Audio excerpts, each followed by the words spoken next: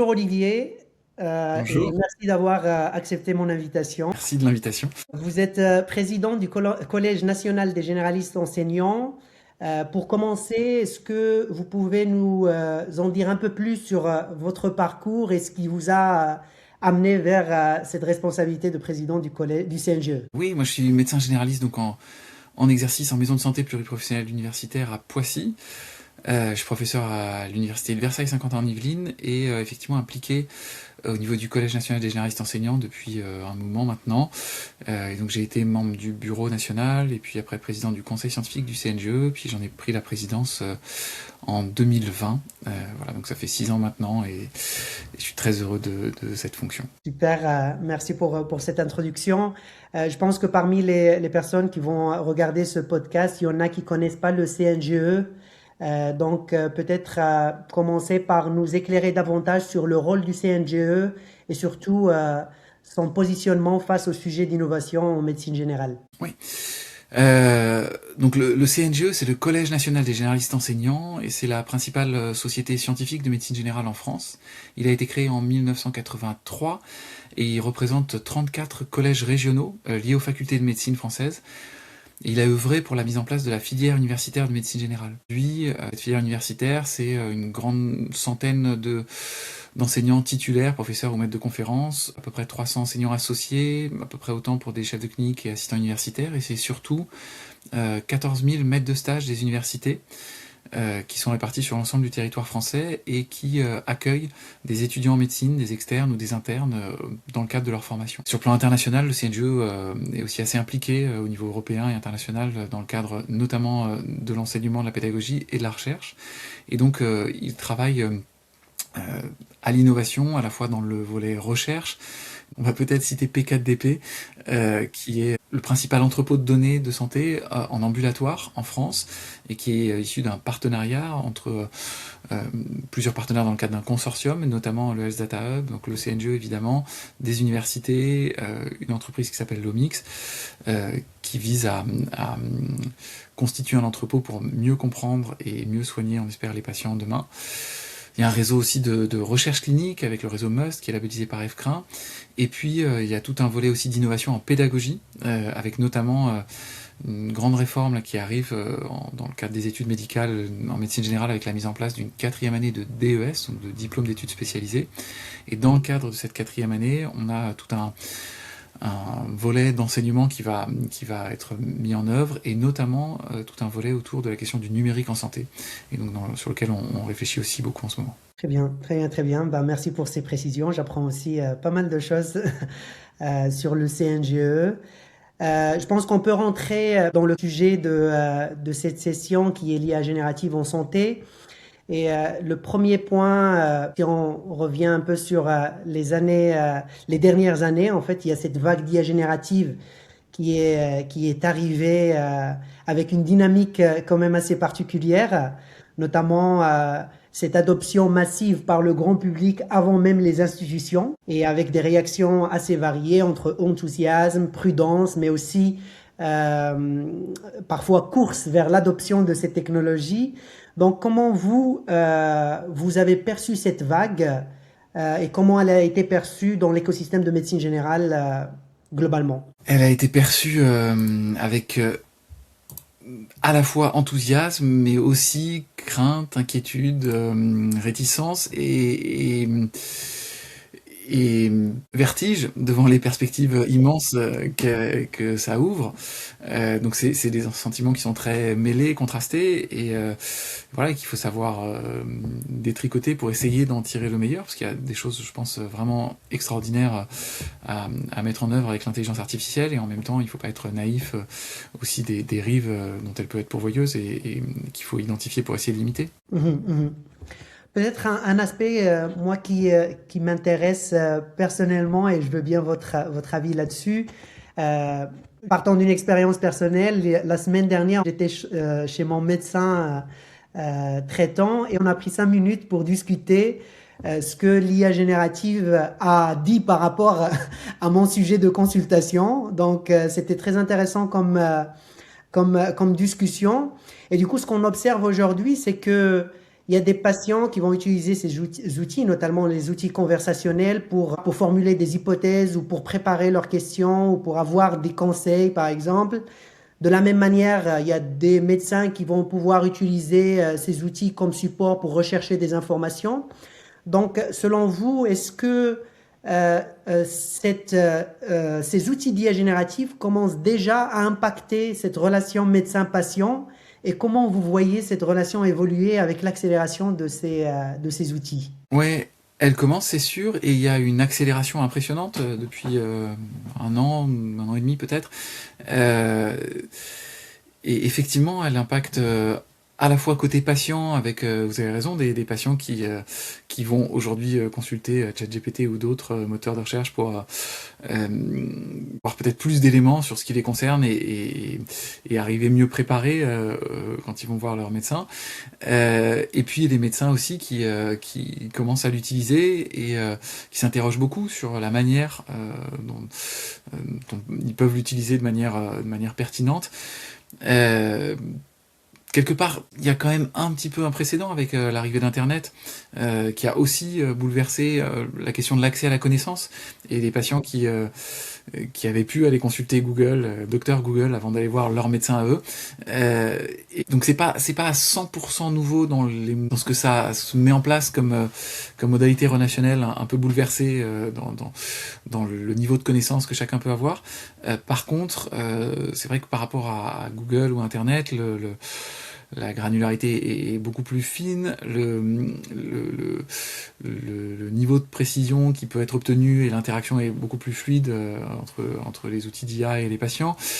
Et pour autant, il y a un peu, d'ailleurs, à l'instar de Google, toujours cette grande interrogation sur la fiabilité des sources, voilà, qui est vraie côté patient et qui aujourd'hui, mais comme d'ailleurs pour Internet, les médecins se posent beaucoup de questions autour de ça et c'est aussi, je pense, une des responsabilités des sociétés scientifiques d'accompagner, comme ça a été fait avec le déploiement d'Internet, sur le mettre en place des process, des outils qui permettent de s'assurer que ces outils qui sont formidables et qui restent que des outils puissent élaborer le plus solidement possible et amener des réponses qui sont les plus scientifiquement valides possibles. Très clair, très clair. Je pense que cette question de fiabilité, c'est aujourd'hui une question de plusieurs équipes de recherche sur l'évaluation des outils et comment s'assurer de la bonne information, notamment sur un secteur comme la santé qui est assez sensible. Et donc, en parlant de sources, je pense que ça fait une bonne transition pour rendre ça plus concret. Et je vous propose que l'on s'arrête sur votre projet précis que vous avez déployé en 2025, l'assistant EBIM, du coup un assistant conçu pour aider les médecins généralistes dans leur recherche rapide en consultation. Est-ce qu'on peut démarrer déjà par une description de EBIM, de cet assistant, en partant du problème que vous cherchiez à résoudre et en quoi cet assistant est la solution? Je sais pas si c'est la solution, mais en tout cas, on essaye Une de le solution. présenter comme voilà, une des options possibles et qui soit la plus fiable. En tout cas, on essaye de tout mettre en œuvre pour qu'elle soit très fiable. Le contexte, c'était effectivement d'une part la multiplication des outils d'IA dans plusieurs champs et en tant que enseignant, chercheur aussi en médecine générale, on voyait bien que l'IA allait impacter tous les champs, à la fois la pédagogie, la recherche, mais aussi le soin. Et que dans le cadre, si on se plaçait juste dans le cadre du soin, qui nous semblait être l'élément le plus urgent à faire évoluer, enfin en tout cas accompagner dans le cadre de la transition de l'IA, on voyait aussi que différents projets étaient en train de se mettre en œuvre avec des IA qui étaient plutôt des scripts. Alors je sais pas si on a le droit de citer, mais je sais que Nabla, Doctolib ou d'autres font des choses hyper intéressantes sur le fait d'enregistrer des consultations et puis de les synthétiser et tout ça. Donc ça c'est un des usages qui peut exister de l'IA et voilà. Puis il y a aussi d'autres acteurs, Medcopilot ou d'autres qui font plutôt de la synthèse de documents où on lui rentre plein de comptes rendus, plein de choses et puis il en fait voilà, il le digère et il en fait une synthèse très intéressante. Donc il y avait des choses déjà qui étaient en train de se développer et c'est super. Simplement nous on faisait le constat que qu'il y avait quand même une dissonance majeure entre des recommandations de bonnes pratiques, d'où qu'elles viennent, qu'on peut estimer quand même assez solides, d'institutions comme la Haute Autorité de Santé, ou comme l'OMS, ou comme le Haut Conseil de Santé Publique, à la NSM, enfin bref, je vais pas tous les citer, mais beaucoup d'acteurs qui faisaient des recommandations à destination des praticiens, qui étaient souvent assez pertinentes sur le fond, et puis même au-delà des recommandations, enfin nous on écrit des bouquins, des revues scientifiques, tout ce qu'on veut, voilà, et on pense que quand même ce qui est produit est plutôt pertinent sur le fond, mais hyper compliqué à mobiliser dans le cadre d'une consultation. Aller chercher la bonne info au sein de la bonne reco ou du bon papier scientifique dans le cadre d'une consultation, on n'a pas ce temps-là à disposition. Et en miroir, on avait ChatGPT, pour pas le citer parce que c'était le numéro 1, mais d'autres, Mistral ou le chat, on y reviendra, qui offraient quant à eux des outils géniaux en termes de facilité d'utilisation, de juste lui poser une question en langage le plus simple possible, et pour lequel il vous répondait de manière hyper rapide, souvent assez pertinente, mais pas toujours. Et parfois avec quand même des grosses erreurs, des hallucinations, voilà, et qu'on peut pas se permettre ce type d'erreur en médecine. Et on s'est dit, c'est quand même, ça serait quand même super si on arrivait à faire dialoguer ces outils d'intelligence artificielle avec un corpus scientifique qui soit validé, certifié. Et donc de là est née l'idée, les prémices d'EBIM, alors qu'à l'époque ça s'appelait pas encore EBIM, qui n'avait pas de nom.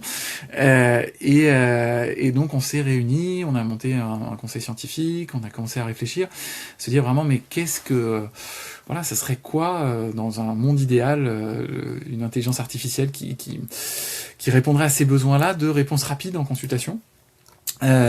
Et qui permettrait d'accélérer l'accès à des informations médicales fiables et actualisées. Et il y a deux éléments. Le premier, c'est que, en fait, très souvent, vous savez, on entend dire, il y a deux écoles, quoi, vis-à-vis des outils d'IA en santé. Il y a la première école qui dit, sans trop l'afficher officiellement, mais en vrai, je pense que c'est quand même un peu ça qui se passe, c'est que l'objectif, c'est un peu de remplacer les professionnels de santé, enfin les soignants, par de l'IA. Et puis une autre école qui dit non, ça doit être un outil qui va venir équiper les soignants et leur permettre de mieux soigner. Bon, naturellement, on était quand même plutôt dans cette deuxième perspective-là.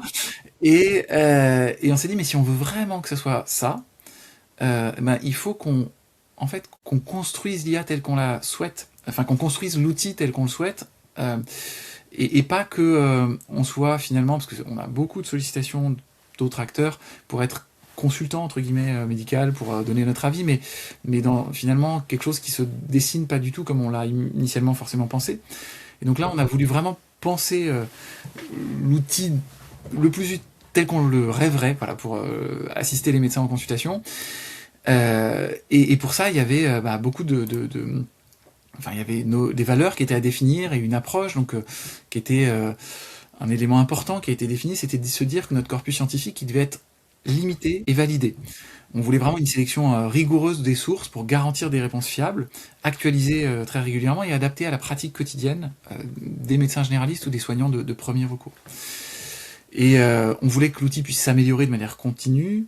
On voulait le faire aussi dans une transparence totale, c'est-à-dire en citant nos sources, et on voulait essayer d'une part donc de limiter les hallucinations. On a beaucoup travaillé sur l'algorithme pour que sur un agent qu'on a co-développé avec nos partenaires dont je vais reparler tout à l'heure, pour que y ait le moins d'hallucinations possible, le moins d'effets boîte noire possible, et que finalement, dans un souci de transparence, on dit quel est notre corpus. Et ce corpus, il est particulier parce qu'il s'appuie à la fois sur du contenu accessible pour tous, et puis à la fois du contenu qui normalement est payant, enfin des revues, des livres, des choses comme ça, qui sont pas en accès libre. Et donc, donc l'outil donne accès à l'ensemble de ce corpus qui est détaillé, dans l'outil. Et par contre, il va pas chercher ailleurs. C'est-à-dire qu'il va pas aller sur Internet. Et donc, ce qui garantit le fait que quand il sait pas, il vous dit qu'il sait pas, que c'est pas dans le corpus, et il dit je sais pas y répondre. Par contre, le corpus est quand même très important, et pour les questions de médecine générale, normalement, il a réponse à l'immense majorité des questions qu'on peut être amené à se poser. Mais si, je sais pas, moi, on se pose une question ultra spécialisée sur, je sais pas, quelle technique chirurgicale est la plus adaptée pour, voilà, bah, il n'a pas nécessairement ce type de réponse. Il vous dira qu'il sait pas. Pour ce Euh, type de réponse, il saura dire non, je sais pas. Exactement. Et on l'a beaucoup, beaucoup, beaucoup entraîné pour ça, pour qu'il puisse dire je ne sais pas quand il sait pas. Et quelque part, c'était vraiment une demande qu'on avait et puis que nos confrères avaient de dire bah, je préfère un outil qui me répond des choses validées et quand il sait pas, eh ben tant pis, il dit je sais pas et on peut le comprendre, plutôt qu'un outil qui va chercher à répondre à tout. Et qui va parfois dire avec certitude. Et donc l'autre élément pour essayer de lutter contre cet effet boîte noire, c'est qu'on l'a vraiment configuré pour qu'il source tout. Donc tout est référencé et vous avez accès, dans le cadre de l'outil, aux références dans leur intégralité. Voilà. Et donc vous pouvez regarder, vous avez un lien cliquable et vous pouvez aller regarder la référence pour pouvoir, quelque part, surtout ne pas déconstruire notre esprit critique humain. C'est-à-dire que voilà, il nous fait une synthèse de la littérature sur la question qu'on lui pose, il nous dit bah, aujourd'hui les données de la science disent plutôt ça, sur telle et telle recommandation, argumentaire, papier, et on peut aller les regarder si on souhaite aller plus loin. Et après, il y avait aussi d'autres éléments qui étaient hyper importants pour nous. C'était la notion d'éthique et de confidentialité. Et donc on est dans un modèle où les données sont pas exploitables et donc c'est un environnement ultra sécurisé sur lequel les requêtes peuvent pas être allées récupérer de ça. Il y aura aucune revente de données, il n'y a pas de lien avec l'industrie par exemple. Et donc le modèle économique, le mode de financement, c'est un modèle sur abonnement où les médecins s'abonnent, ils ont accès à tout l'outil et dans le cadre de leur abonnement, ils ont accès aussi à toute l'interface Mistral dans sa version très évoluée qui est le chat entreprise. Mais par contre, et ils ont évidemment l'agent EBIM en plus, mais ils ont d'autres agents qui en sont développés par Mistral. Mais par contre, c'est un modèle sur lequel on leur garantit qu'il n'y a aucune revente de données, qu'elles seront utilisées uniquement dans le cadre que eux souhaiteront et qu'il n'y aura pas de monétisation de ça. Et puis par ailleurs, le fait d'avoir fait le choix d'utiliser toute la technologie et l'infrastructure de Mistral, ça garantit aussi une souveraineté des données numériques, et ce qui est quand même un sujet aujourd'hui extrêmement important. Et voilà, donc on l'a fait en transparence, en indépendance et en co-construction naturellement parce que on a aussi tout à fait conscience que nous on est médecins, universitaires, mais pas du tout informaticiens et donc on l'a fait dans le cadre d'un partenariat avec une entreprise qui s'appelle FastFox en s'appuyant sur l'ensemble de la technologie et de l'infrastructure Mistral et donc on a pu développer un écosystème, une infrastructure propre à EBIM, mais qui est comment dire, qui est le fruit de nos rêves vis-à-vis d'un outil d'IA, mais qui a été monté par des gens dont c'est le métier, qui sont vraiment professionnels de l'informatique, et c'est pas les médecins qui ont bricolé un truc dans leur coin. Voilà. Très intéressant, en fait. C'est vrai que dans votre présentation, il y a des choses qui reviennent, qui sont très importantes. Je pense à la configuration et les références, en fait, lorsque on donne une réponse, le corpus qui est maîtrisé, et cette notion d'éthique et confidentialité et aussi d'infrastructure souveraine, ça, c'est des éléments très importants. Je reviens juste sur la solution. Moi, je suis médecin généraliste. Comment ces solutions s'intègrent dans mon environnement de travail? Comment j'y accède? J'ai compris qu'il y a un abonnement. Donc, pour le quotidien, comment ça se passe pour un médecin généraliste? C'est hyper simple, c'est exactement comme si il ouvrait ChatGPT. D'accord. Mais sauf qu'il ouvre EBIM, donc qui est en fait, il va sur la page du chat de Mistral. S'il est abonné à EBIM, ça l'intègre dans l'écosystème EBIM du chat, et pour lequel donc il y a eu un développement un peu particulier, qui est une charte graphique un peu spécifique, mais qui s'appuie sur toute l'infrastructure du chat version entreprise. Et donc, il peut l'utiliser à la fois toutes les fonctionnalités du chat qui sont très nombreuses sur l'outil d'aide à l'écriture, génération d'images, tout ce qu'on veut, d'aide. Il peut faire tout ce que peut faire en gros ChatGPT, mais en version le chat. Et après, donc nous on a développé un agent qui s'appelle EBIM, qui s'appelle Recherche rapide en consultation dans le cadre d'EBIM. Et donc il active cet agent. enfin en un clic, et après c'est un agent conversationnel où il lui pose toutes les questions qu'il veut et Bim lui répond en sourçant toutes les réponses. Voilà. D'accord, d'accord, d'accord. Donc, si on a utilisé un agent conversationnel avant, on saura utiliser C'est pas compliqué, ouais, c'est pas compliqué. La seule petite spécificité, voilà, c'est juste qu'une fois qu'on est sur l'interface des BIM, il faut juste penser à activer l'agent conversationnel recherche rapide en consultation. Sinon, on fonctionne sur le chat de Mistral habituel, quoi. Et juste une question, je reviens un peu sur, vous avez un peu abordé ça sur le modèle choisi, donc j'entends que c'est Mistral qui est derrière. Il y a cette couche en fait qui va aller interroger des sources qui sont maîtrisées, qui sont du coup bien définies, avec le conseil scientifique derrière le projet. Sur ces sources, j'imagine qu'il y a, qu'elles sont des sources en fait évolutives. Donc, comment cet aspect en fait de rester à jour par rapport à ce qui se passe, surtout qu'on n'a pas accès à Internet via l'outil, comment vous avez géré cette partie-là? Bien sûr, c'est une question hyper importante. Donc d'une part, il y a le volet, le conseil scientifique qui se réunit régulièrement et qui redéfinit s'il y a d'autres sources à intégrer en plus, en moins, en fonction de l'évolution du paysage. Là, par exemple, très concrètement, on travaille dans le cadre d'un partenariat, parce que je vous ai pas dit, donc moi j'ai l'honneur de présider le Collège national des généralistes enseignants, mais EBIM est le fruit d'un partenariat aussi avec le Collège de la médecine générale, qui est une entité qui regroupe à la fois donc le CNGE, le volet universitaire, académique de la médecine générale, mais aussi les syndicats représentatifs de médecine générale, les associations de formation continue, enfin en gros tous les acteurs, c'est le CNP, le Conseil national professionnel de la discipline, et donc qui est aussi partenaire du projet et qui a développé un grand corpus qui s'appelle EBM pour Evidence Based Medicine, EBM France, qui a été développé par le Collège de la médecine générale et qui met à jour cette base très régulièrement. Et donc là, lors du dernier conseil d'administration du Collège de la médecine générale, il a été voté de mettre à disposition le corpus EBM dans le cadre des BIM. Et donc là, on est en train de travailler à son intégration. Il y a du travail technique à faire, mais du coup, il va enrichir très, très largement ce corpus-là. Votre question, je pourrais y répondre en 1 heure, mais je vais essayer de le faire en plus synthétique en quelques minutes. Il y a plusieurs éléments. D'une part, sur tout ce qui est mis à jour en ligne et en accès libre. Typiquement, les recommandations de la HAS, la base de données publique médicaments, les remarques de la NSM, enfin les points de vigilance de la NSM, choses comme ça. Donc ça, nous, on fait une mise à jour hebdomadaire. C'est-à-dire que toutes les semaines, l'outil va se connecter et mettre à jour l'ensemble des sources. Alors, il le fait le samedi soir vers 2h du matin, à un moment où a priori les médecins ne travaillent pas, donc peut-être pour le médecin qui sera de garde à ce moment-là, ça peut poser un petit problème de fonctionnement, mais sinon, voilà, globalement, les médecins s'en rendent pas compte. Et comme ça permet de rester sur une base fermée, mais avec une mise à jour de l'ensemble des données de manière hebdomadaire. Il n'y a pas beaucoup de données qui nécessitent absolument une mise à jour quotidienne. Voilà. Et puis après, ça nécessite aussi un travail quelque part un peu manuel, continu du conseil scientifique et nourri aussi par les retours des utilisateurs. Typiquement, je sais pas moi, sur les recommandations vaccinales, on a plusieurs sources qui vont nous dire ce qu'il faut faire.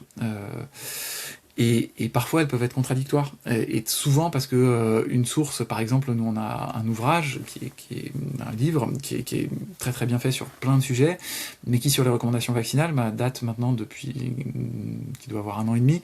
1 an et demi, ça remet pas en cause l'intégralité du corpus scientifique, mais les recos vaccinales ont évolué depuis. Et donc voilà, on a fait prioriser à l'agent le fait de prendre dans ce cas-là l'élément le plus récent dans le corpus lorsqu'il y a de la contradiction entre 2 éléments de recommandation. Très, très intéressant là-dessus. Je pense qu'on peut partir sur un deuxième volet en fait qui est un peu plus sur l'organisation et la conduite du projet. Je pense que vous l'avez abordé avec du coup le conseil scientifique, avec le corps médical impliqué versus les équipes techniques. Si vous pouvez nous développer un peu plus cette partie et notamment sur, moi je suis intéressé par savoir combien a pris le projet de bout en bout, parce qu'avec plein d'interlocuteurs différents, j'imagine que ça demande pas mal de temps de coordination, et comment vous avez vécu cette interaction du coup entre le corps médical avec une société qui s'occupe de la partie technique. Donc, si vous pouvez développer un peu plus cette partie coulisses du projet. Ouais. Globalement, ça a pris moins d'1 an. Vraiment. Donc ça a été l'idée a vraiment germé en février 2025. Où on a commencé à en parler au niveau national, au sein du Collège national des généralistes enseignants. On a dû très rapidement acter le fait que ça devrait rester assez confidentiel, parce que c'est quand même un sujet sur lequel il y a beaucoup d'acteurs, les intérêts peuvent être parfois un peu divergents, et donc on a souhaité vraiment garder un petit nombre de médecins dans la boucle, concernés, intégrés, et globalement impliqués sur le projet. On a très vite fait le choix de se dire qu'il fallait, que la question de la souveraineté allait être très importante, et qu'on voulait travailler avec un partenaire à la fois très solide, mais sur lequel ils garantissent une souveraineté des données, et voilà. Donc très vite on a pensé à l'écosystème Mistral, et voilà. On a très vite rencontré aussi FastFox, qui est partenaire du projet, et en fait ça. Parfois, vous savez, dans la vie, les choses s'alignent très bien, vous ne savez pas pourquoi, et il se trouve que tout le monde était intéressé, tout le monde trouvait que c'était une super idée, et ça a très bien matché entre les différents interlocuteurs. Il y a aussi parfois un aspect très humain dans ces aventures-là de développement d'outils comme ça, et il se trouve que les personnes avec qui on a pu travailler, l'ensemble des partenaires enfin voilà, c'est des gens extrêmement vifs, qui partageaient finalement une démarche très éthique et très, très rigoureuse sur le plan scientifique, et avec qui le contact est très bien passé. Et donc on a beaucoup travaillé, on s'est beaucoup réunis, et on s'est dit que voilà, il fallait se fixer comme objectif un lancement au moment du congrès du CNGE, donc qui était en début décembre 2025. Et donc on avait voilà cette date butoir qui était très claire, et donc on a essayé de tout mettre en œuvre pour y arriver. Voilà, ça a demandé beaucoup de boulot. Vous aviez évoqué en propos liminaire avant l'enregistrement Stéphanie Sidorkiewicz, qui avait présenté ça dans le salon IA, et qui a passé je sais pas combien de nuits à faire des tests et à tout ça, et voilà, qui connaît très bien qui est un des médecins en France généraliste qui est probablement connaît le mieux le sujet, et qui a été vraiment super. Et côté partenaire technique aussi, nos interlocuteurs ont vraiment été top et hyper réactifs. Et donc c'était hyper ambitieux, mais c'était aussi extrêmement stimulant et galvanisant, quoi. Et donc on est très très content d'avoir réussi à tenir les délais, et faire une présentation du produit lors du congrès. Et je crois qu'il a été bien reçu, quoi. Vraiment, ça a beaucoup plu aux confrères. Super, super. C'est une très belle réussite. Dans ce cadre d'organisation et de conduite de projet, je veux revenir sur un aspect particulier, c'est l'évaluation en fait. Quels étaient les éléments qui ont permis de dire c'est bon, on est prêt pour la mise en marché d'un point de vue évaluation. Donc comment vous êtes pris pour évaluer les contenus générés, etc. et se dire c'est bon, on est prêt. Parce que je pense dans des outils comme ça, cette décision, elle est un petit peu difficile à prendre en pensant aux hallucinations ou autres, mais comment vous vous êtes pris par rapport à cette décision-là? L'avantage d'avoir eu le congrès et cette date butoir, c'est que quelque part, elle a aussi un peu renversé la manière de penser. C'est-à-dire que si on se dit on n'y va que quand on est complètement prêt, en réalité, dans le domaine de l'IA, je sais pas si on est jamais un jour complètement prêt. C'est-à-dire que l'outil est toujours perfectible et continue de s'améliorer, et depuis son lancement, il y a déjà 2 nouvelles versions, je crois. Et quand on va intégrer la base BM France, il va y avoir une nouvelle version, il va y avoir des ajustements, parce que quand on rentre un nouveau corpus important en termes de quantité, bah forcément l'agence se comporte plus exactement de la même manière, donc il faut l'ajuster un peu. Donc quelque part il y avait cette date qui nous a fait avancer un peu à marche forcée, et en même temps bien sûr on voulait pas se planter au moment du lancement, et on voulait être prêt. Donc pour répondre à votre question, on s'est senti prêt à partir du moment où on a eu l'impression, alors ça va paraître très prétentieux ce que je veux dire, mais où on a eu l'impression que l'outil et l'agent faisaient vraiment beaucoup mieux que lorsqu'on le comparait à d'autres, parce qu'évidemment on a beaucoup benchmarké. Alors peut-être pas la peine de les citer tous, ça n'a pas d'intérêt, mais voilà, typiquement pour en citer un qui a priori voilà, que tout le monde connaît, et sur lequel on n'est pas je pense qu'il n'y a vraiment pas de concurrence du tout, ChatGPT, au tout début quand on a lancé l'agent,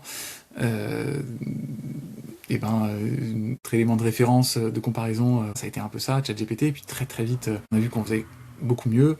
je sais pas combien, j'allais dire 1000 fois moins, c'est peut-être un peu excessif, mais beaucoup moins d'hallucinations. Voilà, et que les données étaient beaucoup mieux sourcées, parce qu'elles ne sont vraiment pas très bien dans ChatGPT. Et après, on a intégré aussi d'autres outils d'agents conversationnels qu'on a testés. Et quand on a eu une impression collective corroborée par tous ceux qui testaient les différents outils que Ebim était plus pertinent. Alors quand je dis plus pertinent, je veux pas le dire dans l'absolu, parce que en fait, le choix qui a été fait par beaucoup d'autres acteurs, c'est plutôt d'avoir une approche extrêmement large de la médecine, voire de la santé, et pour lequel ils mettent des corpus théoriques immenses avec tous les contenus de toutes les spécialités. Et en fait, on peut comprendre cette démarche, mais elle n'est pas hyper satisfaisante pour la médecine générale. Parce que elle a tendance très vite à enfermer les agents dans une spécialité. Enfin, dans les réponses de l'outil dans une spécialité. Et nous, en fait, la spécificité qu'on a, c'est qu'on a des patients très polypathologiques, complexes, et que on a vraiment souhaité construire notre agent pour qu'il intègre cette complexité, quitte à perdre un petit peu sur forte spécificité ou précision dans des questions très techniques ou relevant de soins de deuxième ou troisième recours. Et donc, comme je vous disais, il va pas vous répondre sur les meilleures techniques de dialyse, parce que c'est pas ce que font les médecins généralistes.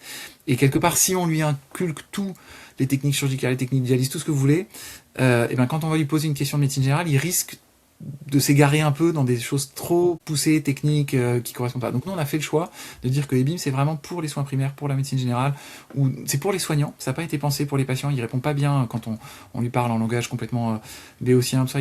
D'ailleurs, pour s'abonner à Ebim, je ne m'avais pas posé cette question, mais la cible, c'est vraiment les soignants. Et pour s'abonner, il faut un numéro RPPS, donc un numéro soignant, ou travailler dans une structure de soins. Mais c'est vraiment pas ChatGPT santé à destination des patients, il n'est pas construit comme ça. Mais par contre, il est vraiment pensé pour répondre aux questionnements des médecins généralistes ou d'autres soignants de soins primaires, mais c'est plutôt ce type de questions auxquelles il va très bien répondre. Et sur ces questions-là, on a collectivement trouvé, quand on l'a fait tester à un certain nombre de confrères universitaires, que vraiment il répondait mieux que tout ce qui existait d'autre. Et c'est quand on a vraiment eu ces retours très consensuels qu'on s'est dit que on était prêt à le lancer. Très très intéressant. Je pense que vous touchez à un point qui est très important. Aujourd'hui, on développe, moi en tant qu'utilisateur, pas médecin, mais en tant qu'utilisateur de ChatGPT par exemple, j'attends à ce qu'il réponde à tout. Donc, mais je pense que c'est un équilibre dans des domaines spécifiques, c'est un équilibre à avoir pour dire on le cible sur notre thématique et qu'il soit pertinent dans notre thématique, mais pas qu'il soit spécialisé plus que généraliste. C'est un peu ce C'est ça. que... Alors nous, Ebim est spécialisé en médecine générale. C'est ça. C'est Oui, ça on l'a entraîné comme ça. Enfin, on l'a vraiment configuré pour ça. d'accord, d'accord, d'accord, très bien. Maintenant, je pense que ça serait intéressant de s'arrêter un petit peu sur les défis que vous avez pu soulever en fait pendant ce projet, que ce soit humain, technique ou réglementaire. Est-ce que vous pouvez nous citer quelques défis qui ont été euh, importants dans le projet que vous avez pu relever? Il y en a eu beaucoup. J'en ai eu beaucoup. Bah, d'une part, définition du corpus scientifique, c'est quand même un défi qui est pas simple, hein. Le conseil scientifique a beaucoup discuté, travaillé, voilà, sur qu'est-ce qu'on intègre ou pas, comment, et quel choix, quelles sont les conséquences d'intégrer ou pas, ou ne pas intégrer tel ou tel élément dans le corpus. On a aussi des défis évidemment d'interface technique, et ça a été une grande crainte au début, mais qui en fait a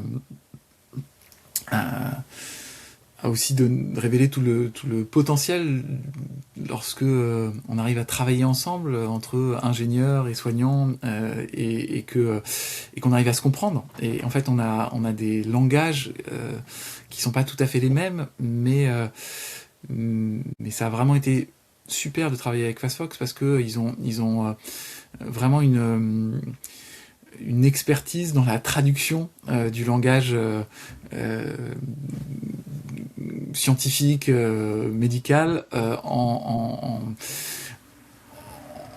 spécification, je sais pas si en tout cas informatique. Mhm. Et ça a été extrêmement riche, stimulant intellectuellement de discuter autour de tout ça avec eux.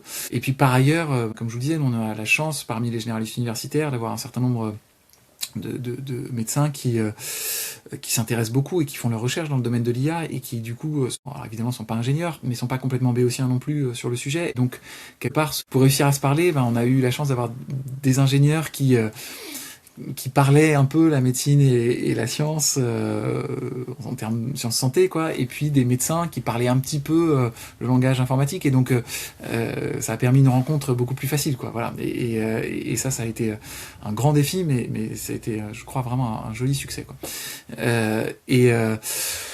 Voilà, après, il y a eu des tas de défis, il y a eu des défis de calendrier qui a été extrêmement serré. Après, il y a eu un défi qu'on a probablement un peu sous-estimé et raté, qui était le défi de commercialisation, parce que nous, c'est pas notre cœur de truc, et donc, si vous voulez, quand on disait quand est-ce que vous êtes senti prêt, en fait, quand on s'est senti prêt, on l'a lancé dans le cadre du congrès, parce que l'outil technique était, je vais pas dire au point, parce qu'encore une fois, il continue à s'améliorer, mais était suffisamment satisfaisant pour estimer que vraiment c'était une avancée utile, et je pense qu'il a été reçu comme ça.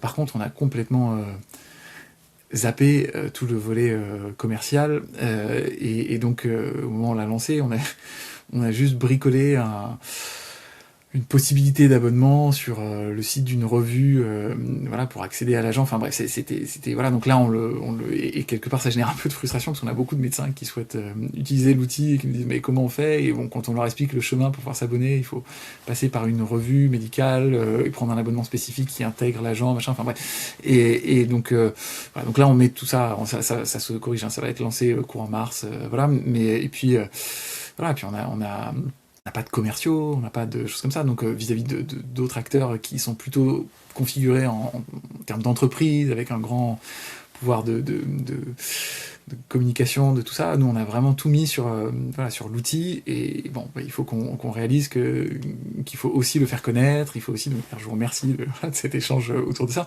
parce que voilà, parce qu'on est peut-être un peu des doux rêveurs et idéalistes autour de ça, donc il faut qu'on intègre ces éléments de réalité aussi, si on souhaite voilà, qu'ils puissent être accessibles à tous. Et puis voilà, il y a une question de, je vous ai dit, on a très vite fait le choix de pas revendre de données, et donc d'être dans un modèle économique d'abonnement. Donc il y a eu aussi le défi de dire, parce que ça a un coût quand même élevé de développer des agents comme ça, le partenariat avec les différents acteurs, et si on veut avoir la main, quelque part,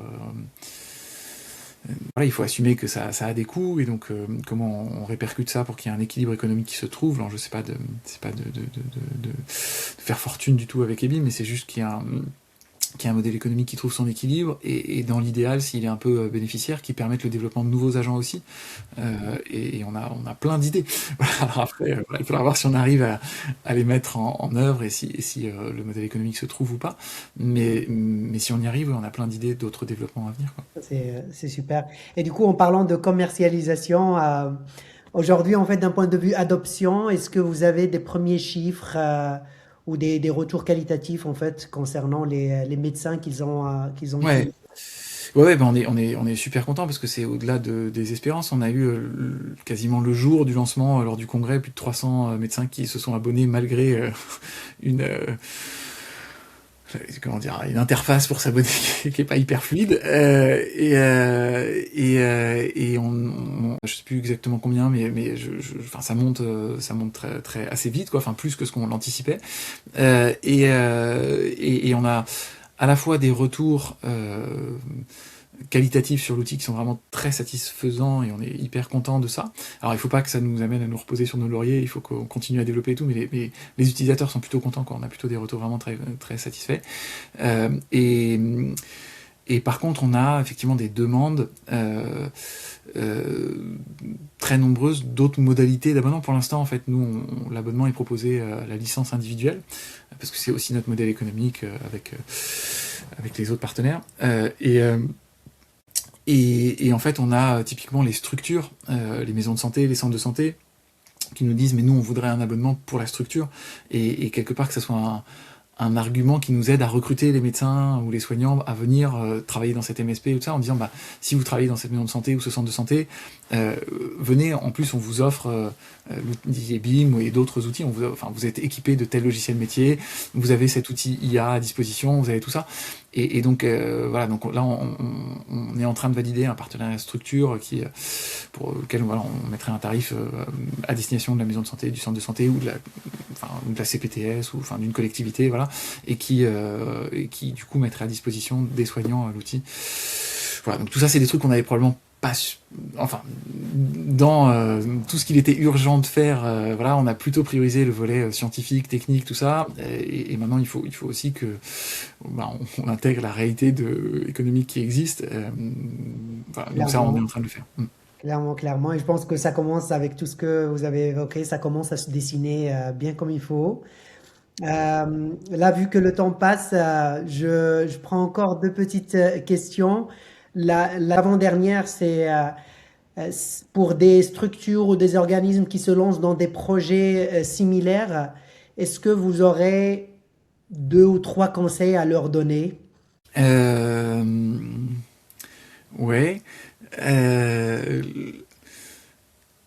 Bah, le premier, c'est que il faut pas avoir peur d'y croire. C'est que au moment où on a commencé à imaginer les prémices des BIM, je pense que un certain nombre d'acteurs, voilà, auraient pu se laisser gagner c'est trop ambitieux, on n'y arrivera jamais, c'est voilà. Et ben en fait, après je sais pas comment ça va fonctionner, mais j'ai pas de boule de cristal. Mais en tout cas, beaucoup n'imaginaient pas qu'au bout d'un an, on arrive à en être là. Et donc voilà, donc il faut pas hésiter à y croire. L'autre point, c'est que je pense vraiment que en tout cas, ça c'est plus un message à destination des soignants, des médecins ou d'autres professions de santé, c'est de dire que bien sûr, on a tous des craintes, on l'a évoqué au début de ce podcast, sur les effets indésirables possibles de l'intelligence artificielle et les dérives qui pourraient advenir et qui, évidemment, qu'elles nous font toutes et tous un peu peur. Mais je pense que si on s'implique pas en tant que soignant, on va être cantonné à un rôle de spectateur et que de toute façon l'intelligence artificielle va évoluer. Donc je pense que le choix de se dire bah écoutez, on monte dans le train et il n'y a que à l'intérieur qu'on pourra éventuellement contrôler un petit peu sa direction, sa vitesse. Évidemment qu'on n'a pas la main sur tout, il ne faut pas être non plus excessivement naïf. Mais en tout cas, on a l'impression, et c'est beaucoup les retours qu'on a des utilisateurs, c'est-à-dire que ce qu'ils nous disent beaucoup, c'est en fait votre outil correspond, finalement votre outil c'est notre outil, parce qu'il correspond aux besoins que les médecins généralistes expriment, et quelque part peut-être qu'il est un petit peu moins ambitieux qu'un chat GPT qui voudrait avoir, comme vous le disiez tout à l'heure, réponse à tout, sur tout, instantanément. Et il est plus ciblé, il dit que parfois il sait pas, mais il garantit une forme de sécurité. Et je pense que ça, les médecins en avaient beaucoup besoin, quoi. Dans ces réponses, il y a une vraie fiabilité, quoi. Mhm. Très bien, bah, merci beaucoup pour ces conseils. Du coup, une dernière question pour terminer, Olivier, c'est les perspectives. Donc, quelles sont les prochaines étapes que vous voyez pour l'IAGEN en médecine générale? Est-ce qu'il y a d'autres projets en préparation côté CNGE, par exemple? Mais plein. On n'aura pas le temps de tout évoquer, mais oui, bien sûr, c'est à la fois vertigineux mais enthousiasmant, ce champ-là qui s'ouvre devant nous. Je pense que ça peut à la fois faire peur, mais on peut aussi se dire que c'est une chance inouïe de vivre à cette époque, qui est quand même une espèce de bouleversement à toute vitesse de plein de choses. Alors après, il faut réussir à faire un petit pas de côté et prendre un peu de recul, mais oui, on a plein de perspectives. Donc je vous disais, si jamais EBIM fonctionne au-delà de nos espérances, et que le modèle économique nous le permet, on voudrait développer de nouveaux agents. Et donc nous, on a par exemple, on a une triple valence, soins, enseignement, recherche. Donc là, cet agent, il est vraiment développé pour le soin, pour une synthèse de littérature rapide en consultation. Mais on aimerait pouvoir accompagner, par exemple, on a plus de 4000 internes de médecine générale qui soutiennent leur thèse chaque année, et on aimerait pouvoir leur mettre un agent à disposition pour les aider dans la réalisation de leur thèse, parce qu'en fait on voit bien que ils se heurtent quand même très souvent aux mêmes difficultés et que l'IA pourrait beaucoup les aider. Alors, sans leur mâcher le travail, il faudrait toujours qu'il y ait une appropriation de la compréhension de ce que c'est que la recherche, tout ça, des outils, mais ils pourraient être quand même très très aidés par un outil qui serait pensé pour ça. Et donc voilà, un agent qui aiderait les internes dans le cadre de leur thèse, c'est quelque chose qu'on aimerait développer. C'est pareil sur le volet enseignement, pédagogie. Là aussi, l'IA fait des choses quand même extrêmement intéressantes en tant que tuteur ou accompagnant dans les apprentissages. Et donc là aussi, on a des gens qui réfléchissent au sein du secteur pédagogique du Bureau national du CNGE à comment utiliser l'IA pour accompagner les étudiants dans leurs apprentissages. Et donc ça aussi, on aimerait pouvoir le développer. Et puis après sur le volet recherche à proprement parler, et si on sort un tout petit peu des BIM, donc je vous ai un mot au début de ce podcast sur P4DP, donc Platform for Data in Primary Care, qui est un entrepôt de données de santé sur des données de santé de millions de patients qui consultent en médecine générale ou plus largement en soins primaires. Et c'est sûr que brancher des outils d'IA sur l'analyse de données de cet entrepôt